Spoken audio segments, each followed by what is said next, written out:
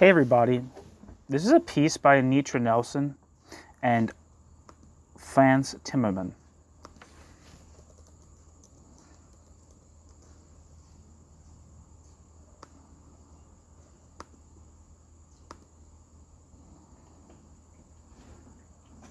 The piece is titled Use Value and Non-Market Socialism.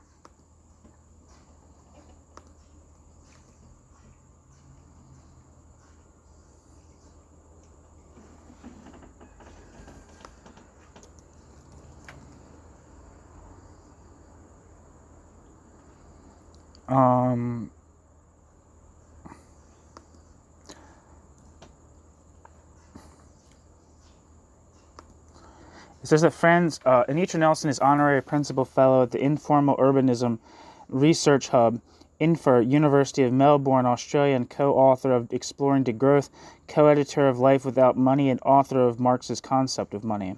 Frans Timmerman was a socialist faction leader in the Australian Labour Party and political advisor to members of Parliament. He edited Free Palestine, published by the General Palestinian Delegation in Australia, and was the co-editor of Life Without Money.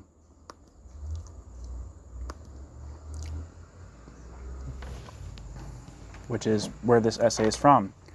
The essay is titled Use Value and Non-Market Socialism. In capitalist societies, quote, the market, end quote, is an elaborate set of social structures for exchanging commodities, which are created within a social system based on production for trade. In capitalism, quote, money, end quote, the medium and measure of exchange value, determines decisions on production, the success of which is measured in money as profits and growth. In other words, money dominates the content and form of exchange in capitalism. Not only that, while many talk of money as a mere tool, the measure of a capitalist society is unending growth, measured specifically in monetary terms. Most specifically, money is power. The mystical power of money and the significance of growth in monetary terms are most obvious if you do not have any or enough to live adequately, and when economic growth falters or there are international financial crises.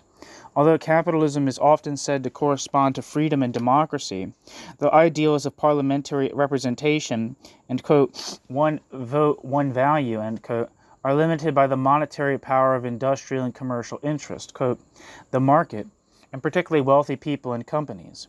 Therefore, reformers and revolutionaries have developed strong critiques of capitalism throughout the centuries of its growth to international dominance today. Capitalist money, new section, Capitalist Money and Non-Market Socialism. This book explores a relatively neglected point of view held by some critics of capitalism. The views of a heterogeneous group generally referred to as, quote, non-market socialists, end quote, though they go by other names.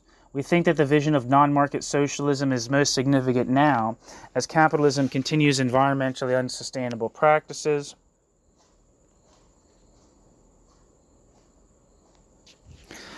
blocking strategies to limit unnecessary levels of consumption, carbon emissions, and energy use, particularly in the so-called advanced economies, and the worldwide destruction of natural habitats is resulting in significant extinctions of species.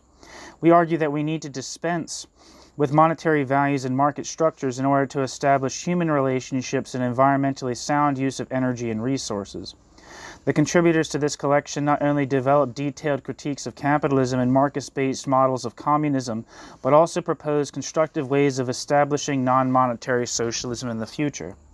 They argue that a moneyless, marketless, wageless, classless, and stateless planetary society is necessary and possible.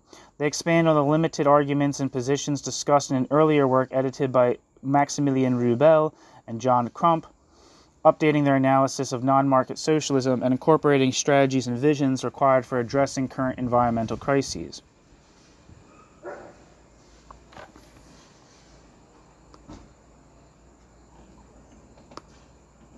One second, I want to see if I can get to the footnotes or the endnotes.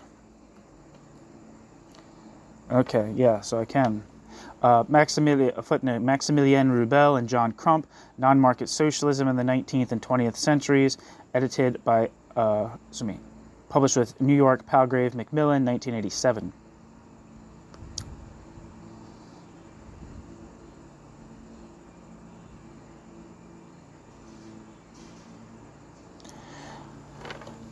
We argue that dispensing with the market is a key and necessary strategy to achieve socialism, not simply a state that we will reach once the appropriate political economic structures are in place or people's consciousness has become sufficiently socialist. This is an important point. Many activists, politicians, and economists who established communism in the 20th century agreed that the goal of communism was a moneyless society, but most were reluctant to implement this strategy immediately. In fact, they argued that market structures could be used as a tool to achieve developments needed for communism. Chapter 2 includes a discussion of these kinds of debates as they occurred in the Russian and Cuban revolutions. Chapter 6 refers to similar debates among anarchists, socialists, and communists involved in the Spanish Civil War. Chapter 6 refers to similar debates among anarchists, socialists, and communists involved in the Spanish Civil War. In contrast to those who have focused on working out how to make market mechanisms work best to achieve at least the first stages of communism, the point that all contributors to this collection uphold is that the market system and its quasi-god money is a strong barrier to the political and cultural reforms needed to establish socialism. Chapters 3, 4, 7, and 8 center on the politics of substantive democracy, arguing that we must be freed from the limitations of market-based relationships in order to share decision-making and collectively implement our decisions, and that non-market socialism offers greater efficiency in both economic and political terms. The rather loose use of the term, quote, communism and, quote, socialism here reflects a more general problem, that they are used often most interchangeably, though socialism has a longer and broader lineage. Marx and Lenin saw socialism as a transitional or halfway stage to communism. Socialists are often seen as, quote, soft and less doctrinaire, violent and fundamentalist than communists. However, in Chile during the late 1960s and early 1970s, and in pre-revolutionary Cuba, communists seemed a lighter shade of red than socialists. The degree of authoritarianism, hierarchy, and belief in the importance of state power are other characteristics that have been used to distinguish communists from socialists. Indeed, the vagueness around these terms arises partly because some self-proclaimed communists and socialists, especially their parties and governments, did not conform to others' points of view. Today, it all depends on what you decide the key principles and practices are for achieving a world in which people care about one another and the planet and share skills, knowledge, and resources in sustainable ways. Quote, non-market socialism, end quote, is a catch-all phrase that has been handed down to us. Rubel and Crump identify the following currents and contributory currents: impossibilist, anarchist communist, council communist, Bourdieuist, and situationist. Our collection includes people who belong or have belonged to socialist and communist parties and who identify as autonomous Marxist, eco-socialist, anarchist, and eco-feminist. Yet many other eco-feminists, eco-socialists, and anarchists are not non-market socialists. Clearly, it is necessary to check or confirm what people mean when they refer to an ist or a ism. Here, we simply reiterate that for us, non-market socialism means a moneyless, marketless, wageless, classless, and stateless society that also aims to satisfy everyone's basic needs, while power and resources are shared in just and, quote, equal, end quote, ways. New section, Theory and Practice. This book takes its structure from the contradictory unit of theory and practice, is divided into contributions that center more on theory, namely critiques of both existing capitalism and examples of market communism, Part 1, and those that focus on practical activities and experiments involving non-market socialism, Part 2. However, all of the theoretical discussions are quite practical.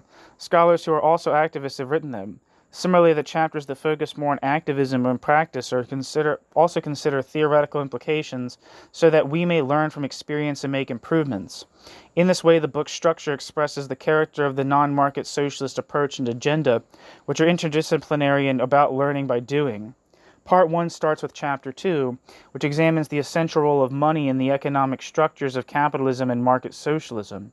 Chapter 3 focuses on the political implications of monetary structures and the creative power of people's refusal to deal with monetary reforms.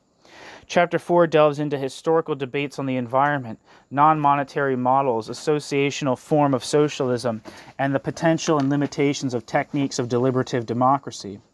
Chapter 5 reveals how capitalist economic and political structures determine and define the lives of women and the marginalized masses in the South.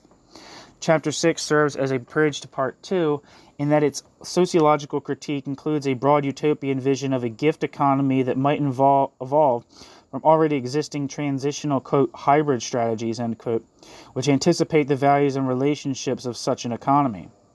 The chapters constituting Part 2 present living examples and analyze existing practical strategies and schemes for implementing non-monetary futures. In Chapter 7, a British member of an international party that advocates a non-market socialist line analyzes various socialist strategies of contemporary movements. Chapter 8 speaks for the experience of socialism in Eastern Europe before the fall of the Berlin Wall. Chapter 9 analyzes a communal labor credit system in North America that has operated for decades. Chapter 10 deals with the values and practices of squatters in Spain. The conclusion, Chapter 11, draws together the main themes and proposes a global-local strategy for achieving a world without money, a world beyond money. The following theoretical frameworks and terms help one to think about, discuss, and enact non-market socialism when many of our ways of thinking, our practices, and our experience have been deeply embedded in capitalism. New section, Exchange and Money. Throughout history, in all kinds of societies, people have expressed their relations with one another in nature through exchanges of goods and services, involving obligatory or voluntary acts of giving and taking. Exchanges are embedded in a range of habitual and ritual activities that we develop as social and productive beings. So exchanges of things, quote, gifts, quote, goods, or, quote, commodities, reflect wider socio-political structures. At the same time, doing something for another person or people, a, quote, service, end quote, also involves exchange and notions of debt and credit. Most exchange represents and expresses social structures, enforces status, buttresses positions of power and responsibility, and indicates values involving the use of a local nature and non-human environment. Ethnographers and social anthropologists study various aspects of a people's lifestyle and culture, how they produce and acquire basic needs in their cosmology or religion. They try to understand the processes and principles involved in exchanging goods and services. With respect to non-monetary societies, they refer to, quote, spheres of exchange, end quote, which describe the rules and protocols surrounding traditional and ritual circulation of goods, obligations, and people, such as slaves and marriageable women. Such exchange is institutional and controlled by rules, protocols, and attendant expectations. Most significantly, while a range of, quote, limited monies, end quote, or, quote, special purpose monies, end quote, might prevail, they are much less important to their power structures than, quote, all-purpose money, end quote, is in capitalism. Footnote. See Karl Polanyi, The Livelihood of Man, published in 1977. End footnote. In capitalism, exchange involves distribution and is an absolutely critical aspect of the whole process of production and and reproduction. Capitalists cannot, quote, make money, end quote, or capital, unless capitalists make a profit from trading in goods or services, namely commodities. Social anthropologists point out the sharp distinctions between people who use money to exchange, as in capitalism, and those who exchange within a non-monetary, quote, gift economy, end quote. In a gift economy, people base their exchanges on traditional obligations within and between families, households, and broader social groups, such as tribes. Among indigenous Australian people, traditional exchange involved totems connecting each individual with another species. These totems cemented their responsibilities towards an identity with, quote, country, end quote, nature and landscape, which assisted in preventing unsustainable exploitation of the land. Barter often occurred in personal and incidental ways, and trade has been a limited feature of gift economies in the past. Nevertheless, the social, political, and economic basis of gift economies rely on obligatory exchange. Historians and ethnographers have traced the disturbing influence of money within gift economies. McFarlane writes, quote, money, end quote, which is a shorthand way of saying capitalistic relations, market values, trade, and exchange, ushers in a world of moral confusion. This effect of money has been most obvious where a capitalist monetary economy has clashed with another opposed system. Thus, it is an anthropologist who have worked in such areas of conflict, who have witnessed most dramatically the effect of the introduction of a monetized economy. They have noted how money disrupts the moral as well as the economic world. End quote. Alan McFarlane, quote, the root of all evil, end quote. In David Parkin's The Anthropology of Evil, David Parkin's edited volume, The Anthropology of Evil, published in 1985.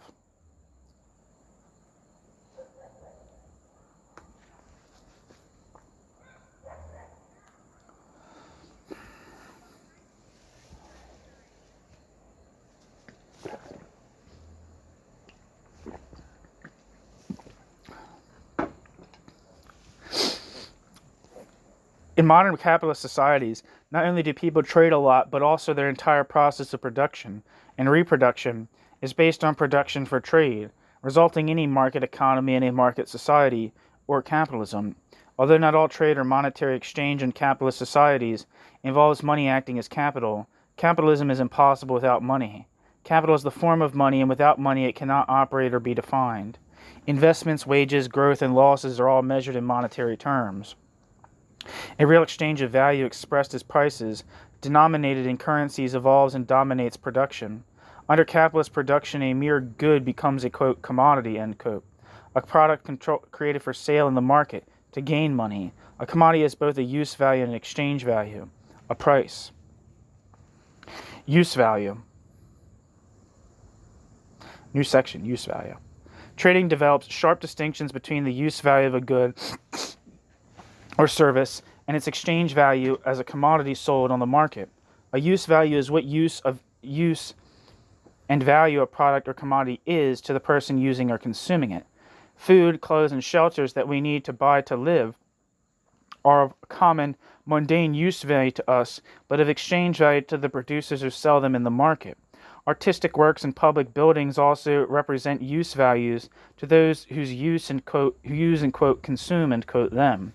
Alternatively, the exchange value of a commodity is realized in money, which is generally expressed in a specific currency, though gold and other substances have served as general purpose monies. In contrast to capitalism, where commodities are produced specifically for sale in markets to gain money and people require an income, money, to subsist. In non-monetary economies, the production of use values is paramount. A household or group gains economic autonomy and cohesion to the extent that it is self-sufficient, its members securing their material needs from their own resources. In a simple economic framework where people immediately and independently satisfy wants in self-sufficient households, or through having servants, tenants, or slaves, only surplus production is taken to market. Long-distance traders are regarded with suspicion as outsiders. Markets are marginal to the structures of power, which are based on property exchanging hands through inheritance. However, simple, immediate, and direct exchange, barter, can take place, as does delayed exchange, credits and debts, based on personal trust. Most significantly, in non-monetary societies, power and economic relations are transparent.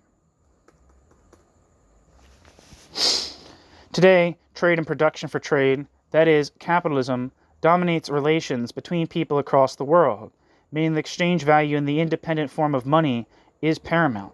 People often cannot do something because they, quote, don't have the money, end quote. Success is measured by the marketability of activities. Global economic and financial crises highlight the centrality of money as a seemingly uncontrollable force. Everyone is enmeshed in a web of credits and debts that enable or limit daily activities. There are knock-on effects if one part of the system fails. There are knock-on effects if even one part of the system fails. It is as if money is the blood of the economy, which has become the living body of society. An early tract by Karl Marx, titled The Power of Money, reflects on the disturbing influence of money. As monetary flows and assets obscure who is really doing what and for whom. Shakespeare excellently depicts the real nature of money. To understand Shakespeare, let us begin, first of all, by expounding the passage from Goethe. The extent of the power of money is the extent of my power. Money's properties are the possessor's properties and essential powers. Thus what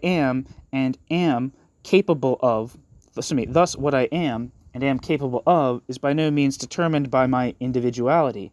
I am ugly, but I can buy for myself the most beautiful of women.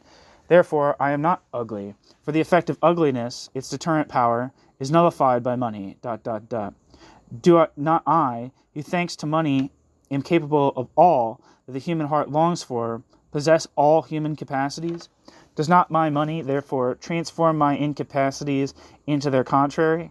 If money is the bond binding me to human life, binding society to me, connecting me with nature and man, is not money the bond of all bonds?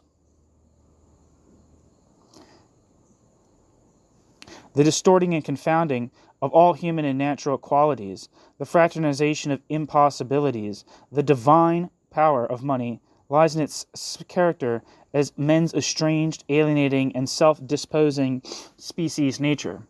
Money is the alienated ability of mankind. End quote. Marx. Marx goes on to contrast the all-pervading influence of money in capitalist exchanges with direct exchange based on transparent use values. Quote, assume man to be man and his relationship to the world to be a human one.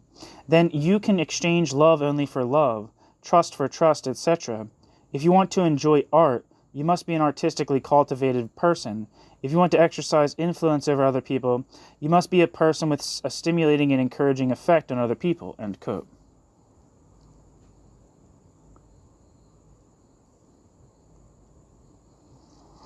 One of the key problems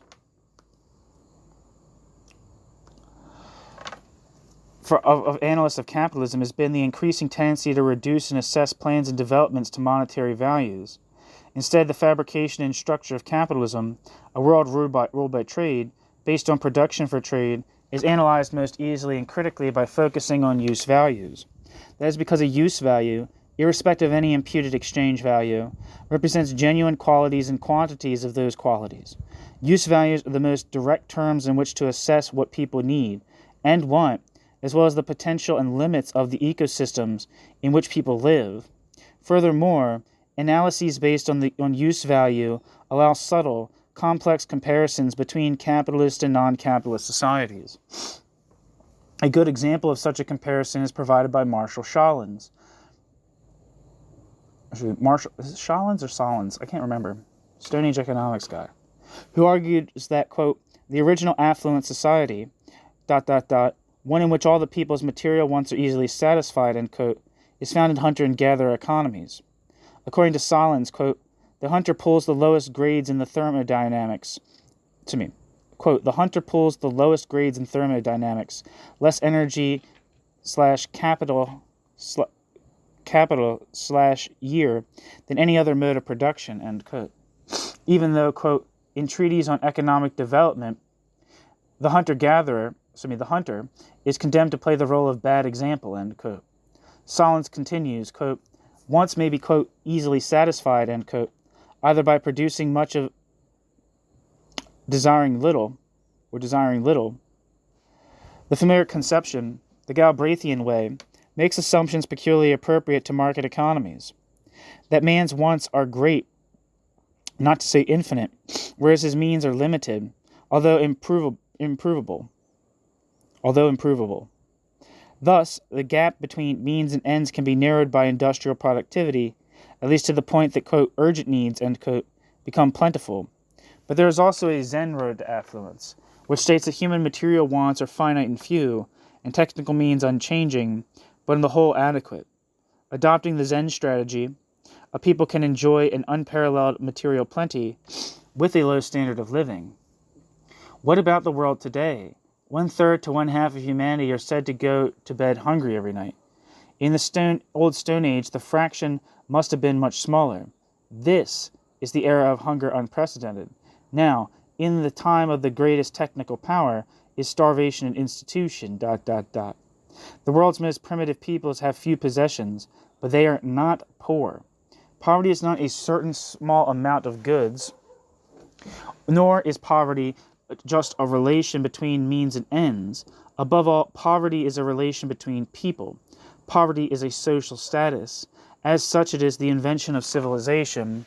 It has grown with civilization, at once as an invidious distinction between classes and, more importantly, as a tributary relation that can render agrarian peasants more susceptible to natural catastrophes than any winter camp of Alaskan Eskimo, end quote. Marshall Solon's Stone Age Economics, 1972. Indeed, one might ask how many contemporary developments and proposals makes little social, cultural, or environmental sense, but are assessed as sensible money-making ventures. The soundest critiques of capitalist developments need to be conducted in terms of use values. Much time and effort is involved in capitalist exchanges, which entail extensive markets and advertising as well as monetary and financial transactions. Direct decision-making based on use values, people's wants, and how we might satisfy them most simply and directly seems more efficient and effective. It is significant that, specifically from an economic point of view, where, quote, economic, end quote, means efficiency of time and effort, capitalism is found wanting.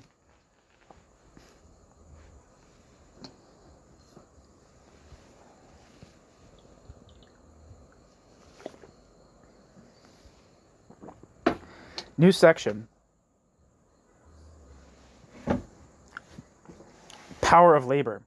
For Marx, the distinction between use value and exchange value was critical to explain the exploitation of labor within capitalism. Indeed, Marx's analysis of capitalism and his dialectical method rely on the distinction between use value and exchange value and their contradictory unity in the, quote, commodity, end quote. Nowhere is this social distinction more significant than in the sale of, quote, labor power, end quote. Work for money, whereby one human purchases and controls the activity of another human for a set period of time. Money facilitates and obscures the exchange of labor power in the market. Under the camouflage of, quote, equal exchange, end quote, some sell their labor power for money. The capitalist and the worker have contrasting and symbiotic roles. In the same way as a feudal lord and serf or traditional male and female role-playing create interactions that define and describe the power of the, quote, other, end quote. The reproduction of workers and capitalists relies on the tendency for the production process to continually leave one depleted and the other enhanced. Marx points out that, while capital seems to be responsible for producing exchange values, the source of exchange value in capital is labor. In crude terms, labor has the form of capital and labor is the hand in the glove of capital. Capitalism relies on the compliance of workers. Yet it is difficult for a worker to act independently because under capitalism you are either a capitalist or a worker, although self-employed are both simultaneously and unemployed are potential workers. In these conditions, social change depends on massive, concerted non-compliance, which is why trade unions arose. However, unions merely support capitalism if unions struggle for only decent wages and conditions.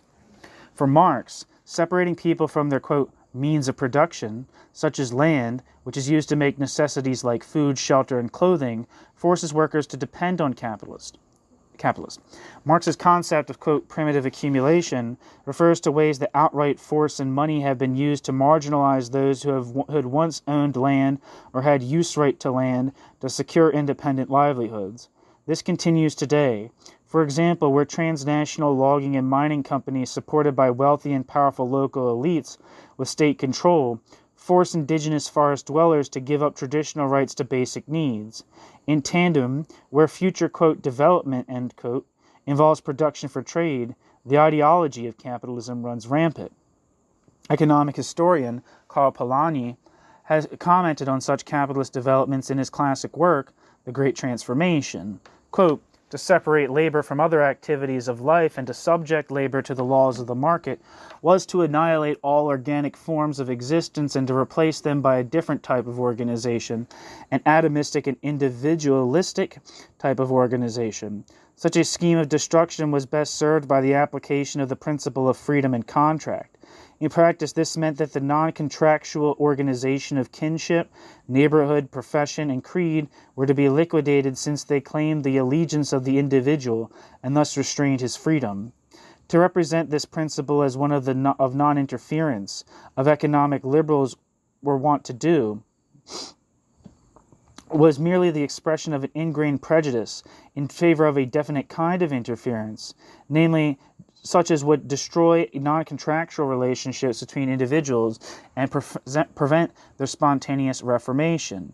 End quote. Karl Polanyi, The Great Transformation. Others, such as anarcho-communist Peter Kropotkin, stress the resistance accompanying capitalist development. Quote, the small peasant knows what they have to expect the day they become factory hands in a town, so long as the small peasants have not been dispossessed of the moneylender of their lands and houses, and so long as the village rights in the communal grazing grounds or woods have not been lost, they cling to a combination of industry with agriculture. End quote.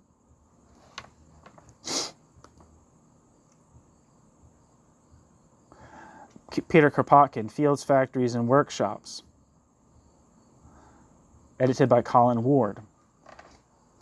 In Marx's explanation, the process of primitive accumulation set and train workers' dependence on capitalists to provide them with jobs and wages so that they can buy back their needs and wants from capitalists through the market. This implies a systemic need for most people to remain workers and simply consume through the market. So workers' conditions are typified by a tiresome working week that allows little space for activities other than replenishment, with just enough remuneration to enable this simple reproduction of their existence. While workers' choices in terms of the quantity and quality of consumption goods and services might expand, this does not alter their fundamental lack of power. Workers have limited kinds of choices within capitalism and no alternatives without a means of existence beyond the capitalist system. At the same time, Marx pointed out the irony that capitalists, despite their controlling power, have little choice either.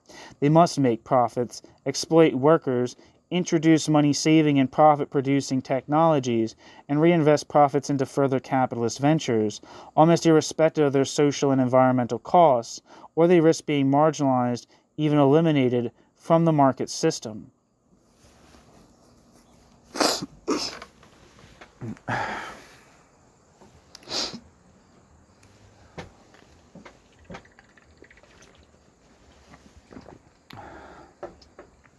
New section, Markets and Socialism. As workers and entrepreneurs in advanced capitalism, we are caught in a world where credits and debts between people overwhelmingly take a monetary form. More and more daily activities are routinized in production for exchange in the market. Every day we notice that if people try to follow autonomous, self-sufficient development, they are considered out of date. Even a threat refusing to produce for and exchange through markets to satisfy wants is considered inefficient, primitive, or quaint. Since the 1950s, families and family obligations have altered. Many more women perform paid work outside the home. The norm is either managing production for trade as a capitalist making a profit, or working for a capitalist enterprise to gain a wage. Or if, of course, to incorporate both roles in self-employment. Today, the integration of all the planet's peoples in production for trade, for money and profit, is often seen as the final unification of humankind. Major capitalist powers blatantly feel justified in achieving this by force if peaceful means fail. The growth of capitalism has been intensive as well as expansive. Comparing contemporary lifestyles with those of 50 years ago, whole areas of household responsibilities of families, particularly of females, care of children, the elderly, the ill, and the disabled, have been absorbed by capitalist enterprises. Eating in and taking lunches and tea from home has been replaced by eating out or buying, quote, fast food.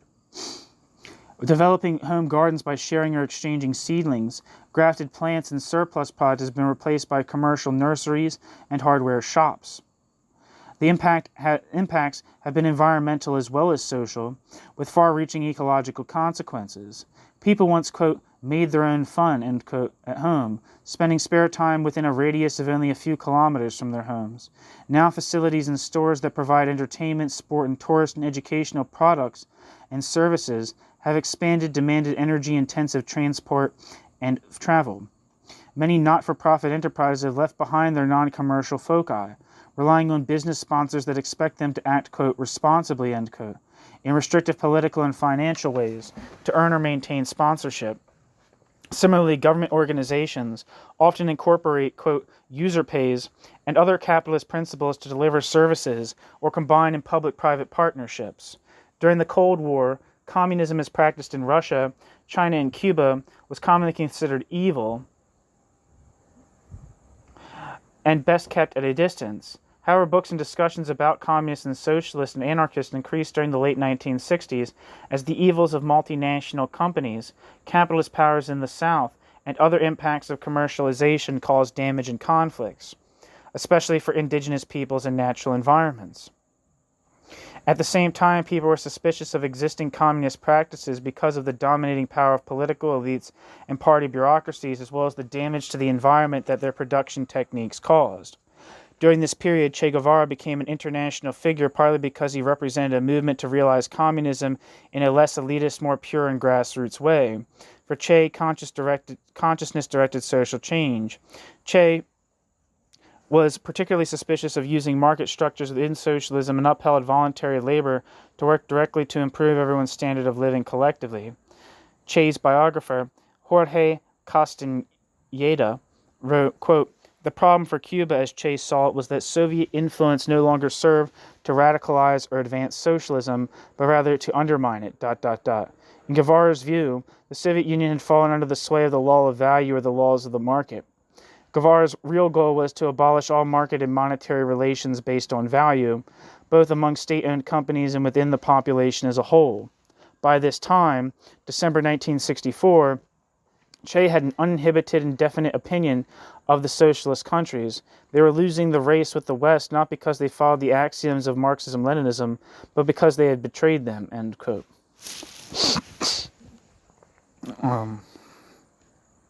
I'd be very cautious, very, very cautious about including Che Guevara in the non-market tradition, because Che Guevara, well, I'll get into it, but basically, the non-market socialists, we're not statist either, right? They generally speaking, view the state as an alien social form that needed to be overcome just as much as markets.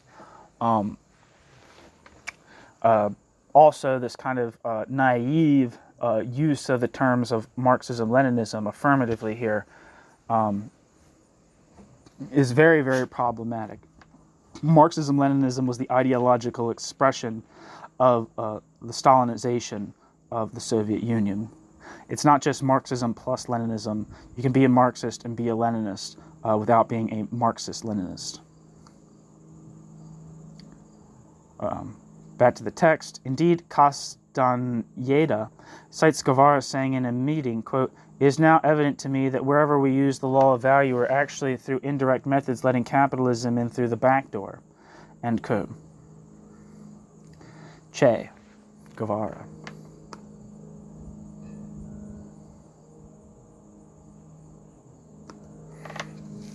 Che tried to get other people in Cuba to see his point of view, which centered on moral rather than material incentives. Fidel Castro remained independent from this struggle waged by Che. When Che failed in Cuba, he became disillusioned and joined revolutionary guerrillas in Bolivia, but was killed there within a couple of years.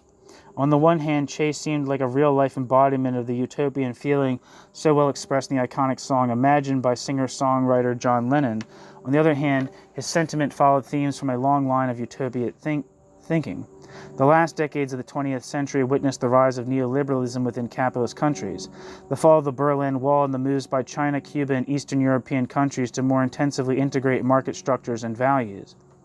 It seems clear from these contemporary examples that market mechanisms do not lead to communism proper, rather the reverse. This fact encourages us to explore the exciting alternatives that non-market socialism offers, not only to advance our social needs to produce in the most efficient ways and share decision-making and work, but also to address the most urgent questions facing us in the 21st century, which relate to unsustainable practices that are destroying the natural wealth of our planet and ultimately threatening our existence. Indeed, by the 1990s, the lack of environmental sustainability had become the key problem for our species. To live in harmony with the Earth, we need to adjust our behavior, even if that means radical change. We need to perceive and respond to non-human nature on its own terms, with even-handed respect for all species, landscapes, and ecological processes. We say, quote, non-human nature, end quote, because we are natural beings. The failure of the Copenhagen climate negotiations late in 2009 demonstrates the incapacity of current political structures which support capitalist economic institutions to address globally unsustainable levels of carbon emissions, water use, and other resource depletion. Techniques and technologies necessary to manage our lives and natural resources sustainably are known. However, simple ways of living contradict the growth of commodities and services, which drives capitalism. Vast numbers of people would need to reduce their consumption and production and freely share their skills and resources for all of us to live simply. We think that our willingness to break with the market system and money in order to manage ourselves in an environmentally sustainable way has been the major contributor to current crises. However, experience, reading and discussion suggest key strategies for creating a sustainable future, substituting extensive production for trade with intensive local production for use while establishing, quote, compacts, end quote, for contracts. These ideas are discussed throughout this book, but most particularly in chapters 6 and 11. New section, Critiques of Capitalism and Communism. Chapter 2 offers a non-market socialist reading of Karl Marx's work, arguing that monetary structures imply growth, and Anitra Nelson critiques both capitalist growth, and calls to introduce a steady-state capitalist economy. Marx's analysis offers significant insights into the social character of monetary values, prices, and the market. She argues that the debates amongst Russian and Cuban revolutionaries on dispensing with money are relevant to critiques of current schemes to put prices on components of ecological systems, such as forests, and to use the market, for example through carbon trading schemes, to achieve ecological sustainability. At particular points in the Russian and Cuban revolutions, the potential limitations of monetary pricing and market exchange were debated fiercely. These arguments apply to the environmental challenges to capitalism today. Chapter 3 points out both the political weaknesses of mainstream Marxist movements and the need to do without money. Harry Cleaver presents an autonomous Marxist position centering on work refusal. He argues that people must act autonomously to create a desirable and diverse new society beyond capitalism's exploitation, alienation, and money form. His position challenges orthodox variants of Marxism that have led to market-based forms of, quote, communism, which have continued to exploit and alienate people by using money as a primary measure of value. People would say that money is the necessary measure of value. That's just a side note for myself. A main strategy of autonomous Marxists is to organize around the refusal to subordinate our lives to work for capital or seizing time to live in more fulfilling ways. We should, they say, work to live rather than live to work as capitalists would have it. Making decisions without reduction to a common unit such as money upholds Otto Neurath's arguments for non-market associational models of socialism. John O'Neill writes in Chapter 4. He discusses similarities between Austro-German debates on socialist calculation in the early 20th century and debates in ecological economics as a field of study today. John O'Neill traces the continuities in arguments and logic of key opponents as they undercut and defend money and markets as economic and political institutions. As a viable alternative, O'Neill points to, quote, economies in kind, unquote, and decision-making based on use values offered by processes of deliberative democracy. Chapter 5 presents a critique of the monetary values at the heart of capitalism. Ariel Salles, I guess I should look up some of these people if I don't know them.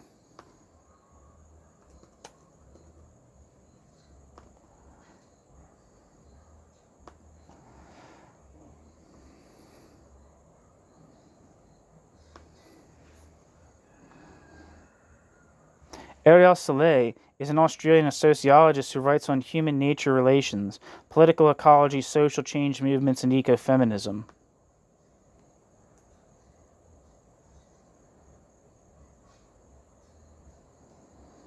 All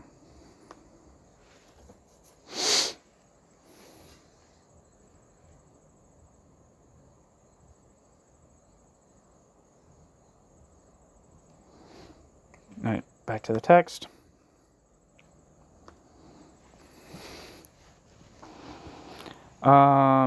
Chapter 5 presents a critique of monetary values at the heart of capitalism.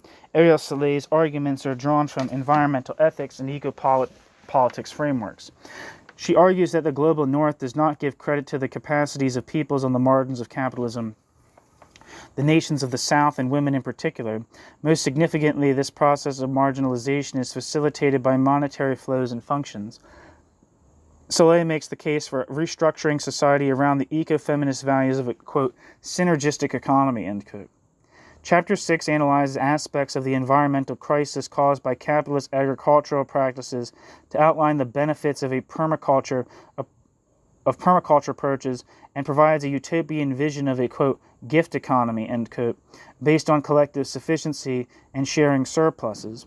Drawing on his anarchist analysis of conflicts within the left that arose in the Spanish Civil War and the potential of contemporary social and cultural movements, Terry Leahy, I guess that's how you say it, Leahy,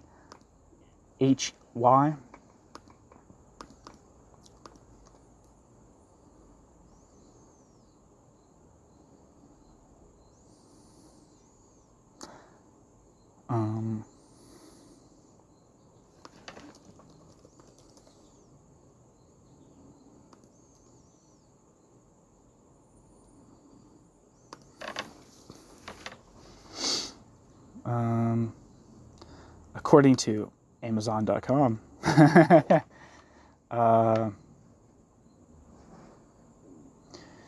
Terry Leahy is now living in Melbourne, Australia, having retired from his academic position at University of Newcastle at the end of 2016.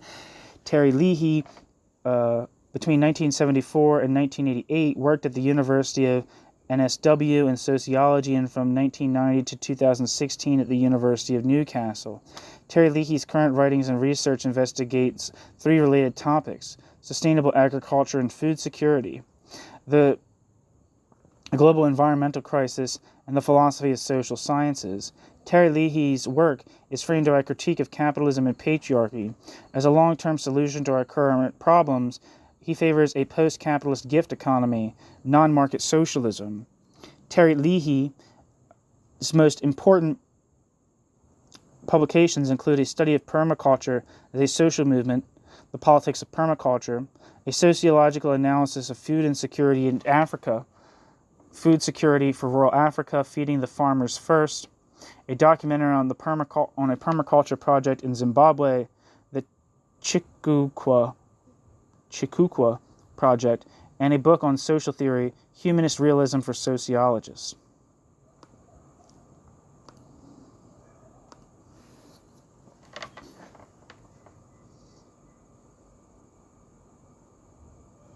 Back to the text. Drawing on his anarchist analysis of conflicts within the left that arose in the Spanish Civil War and the potential of contemporary social and cultural movements, Terry Leahy suggests mundane strategies to achieve the massive transformations that a gift economy would entail. The discussion of theory and practice acts as a bridge to part 2 of this book. New section: Activism and Experiments. Decades ago, Adam Buick joined the Socialist Party of Great Britain. I have pieces by Adam Buick on this channel that are very informative. A party that advocates non-market socialism. In Chapter 7, Adam Buick discusses contemporary debates involving the role of money in the transition to socialism. For instance, he refutes contemporary, quote, alternative economic strategies and schemes, such as labor exchange trading systems and labor vouchers, to argue for simple and straightforward non-monetary production and exchange. He also discusses how situationists and Amedeo Bordiga, an Italian socialist who argued against money, adversely influenced French activists in the 1970s because Bordiga's notion of a moneyless communism was both undemocratic and technocratic.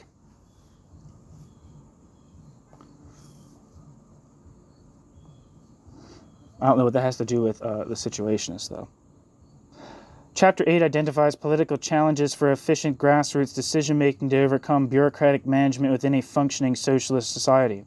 Former Yugoslavia. Mihailo Markovic argues that self-management, which rests on the principle of self-determination of individuals and communities, is not incompatible with efficiency. In fact, Mihailo Markovic, this piece that's being referenced here is actually in the channel already. In fact, he argues that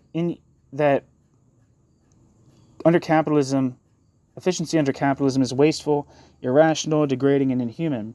In contrast, self-determination and efficiency are compatible with human liberation, and self-realization provides that self-management is practiced at all levels of society. This means that all elected delegates are rotated and replaceable. Mass media of communication are free and are used to increase the education of all individuals, and technocratic management does not decide, but merely advises organs of self-management and participatory democracy. Chapter 9 explains the evolution and current functioning of a labor credit system within a well-established community in the USA. Kat Kincaid describes the development of the Twin Oaks community in Virginia.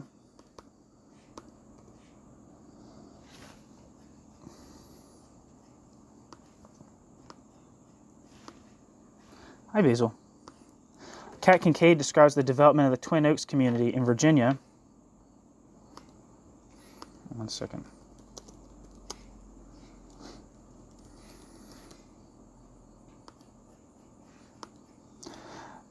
Which has a communal economy based on labor credit and a set of rules and practices, both detaching from and accommodating the wider market reality of monetary exchange. Kincaid explains the philosophy behind the labor credit system, some unsuccessful past experiments, and some remaining failings. Kat Kincaid's material has been updated and expanded by current members of Twin Oaks. Chapter 10, I meant to look those up. Yeah, Kat Kincaid, lived from 1930 to 2008 as one of the 8 co-founders of Twin Oaks, an intentional community in Virginia inspired by the behaviorist utopia depicted in B.F. Skinner's book Walden 2. Kincaid was the only founder to remain a community member for most of the community's history. Kat Kincaid's daughter, Josie, was also a member of Twin Oaks as an adolescent and young adult.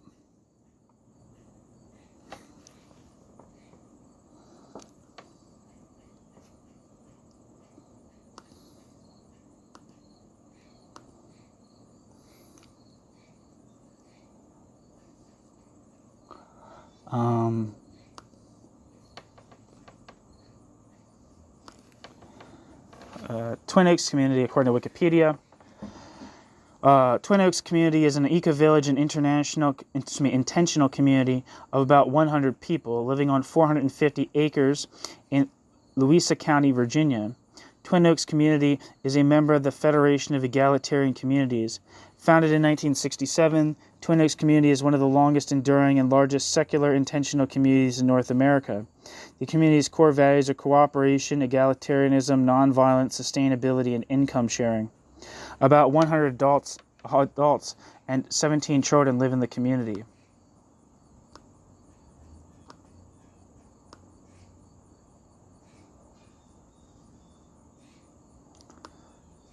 Back to the text. Chapter 10 explores the contemporary non-monetary values and practices of squatters in urban and rural areas of Spain.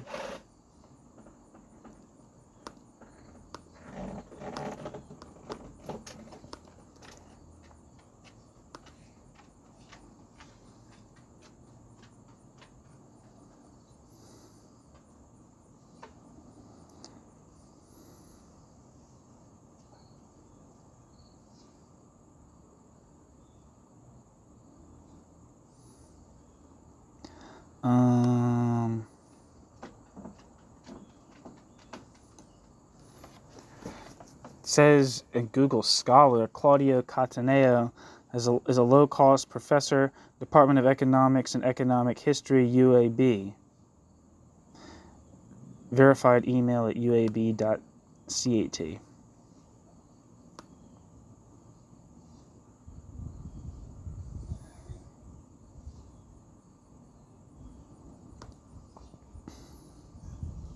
He looks like he has a badass beard, though, from these images.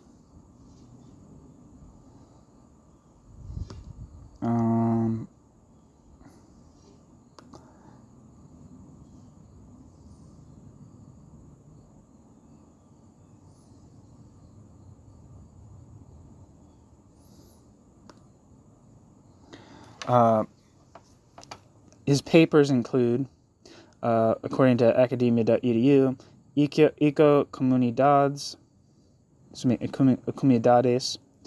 Does your landscape mirror what you eat? A long-term socio-metabolic analysis of a local food system in Valles County in Spain, 1860, 1956, 1999. Squatting is an alternative to capitalism. How can squatting contribute to degrowth? Natural resource scarcity, degrowth scenarios, and national borders. Squatting cycles in Barcelona, identities, repression, and the controversy of institutionalization. More than energy transformation, a historical transition from organic to industrialized farm systems in a Mediterranean village. 1860, 1859, 1999. Yeah, and it kind of seems like there's different versions of these same kind of themes. So you get a feel for what he's about.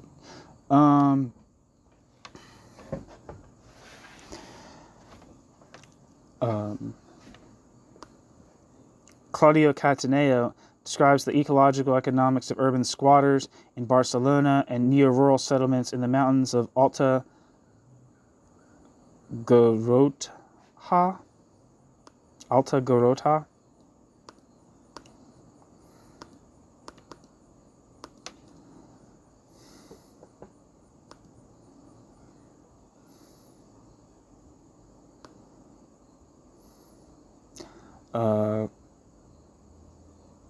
Garrotxa is a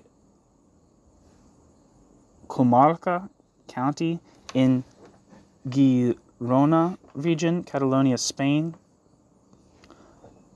Garrotxa's population in 2016 was 55,999, more than half of them in the capital city of Olot. It is roughly equivalent to the historical county of Besalú.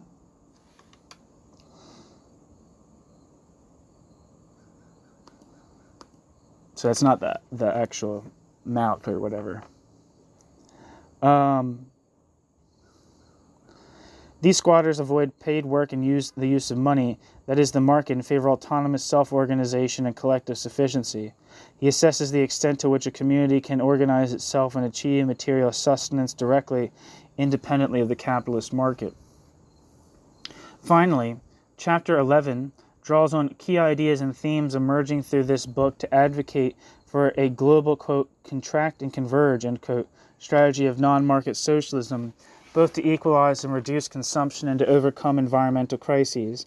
In this concluding chapter to the book, Anitra Nelson and Frans Timmerman argue that, quote, contract and converge, end quote, strategy, which was initially developed for tackling climate change by reducing carbon emissions in a socially just way, could be applied successfully to address the broader global social injustices and environmental crises. The fact that environmental sustainability is most easily achieved by local production and exchange immediately simplifies issues of governance and control. Thus, scaling up takes the form of multiplying semi-autonomous cells, households, neighborhoods, bioregional communities, with strong and organic multilateral networks connected through compacts and global principles. Nelson and Timmerman sketch a non-monetary way forward through bioregional collective sufficiency, community-oriented production, determined by self-managed democratic decision-making, and activities based on use values and ecologically sound and humane values. I think that each chapter of this book has like a section that's kind of like a very small, like a highlight topic, and this is the first one in the book.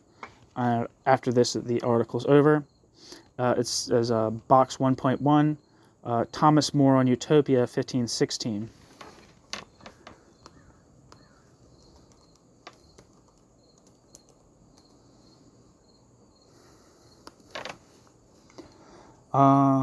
According to Wikipedia, Sir Thomas More lived from 1478 to 1535. Venerated in the Catholic Church as St. Thomas More, was an English lawyer, judge, social philosopher, author, statesman, amateur theologian, and noted Renaissance humanist. He also served Henry VIII as Lord High Chancellor of England in October 1529 to May 1532. He wrote Utopia, published in 1516, which describes the political system as an imaginary island state.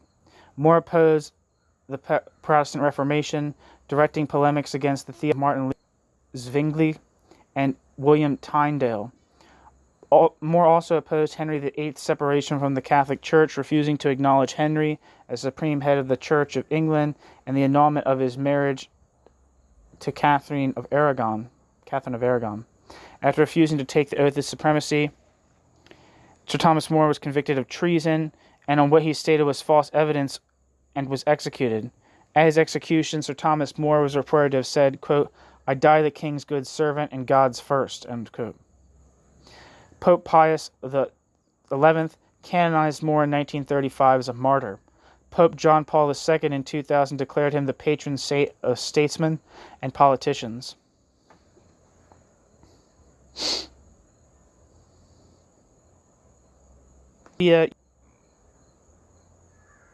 Quote, "a truly golden little book, not less beneficial than enjoyable, about how things should be in a state and about the new island utopia," end quote, is a famous fiction and socio-political satire by Thomas More, 1478 to 1535, written in Latin and published in 1516.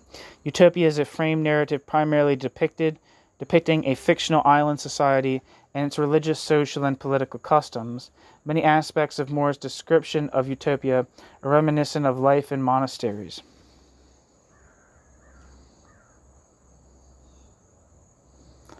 Back to the text.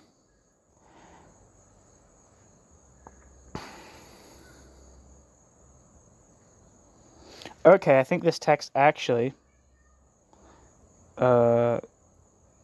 is a section from Thomas More's Utopia, not about Thomas More. Since they only work a 6-hour day in Utopia, you might think there must be a shortage of essential goods. On the contrary, those 6 hours are enough to produce plenty of everything that's needed for a comfortable life.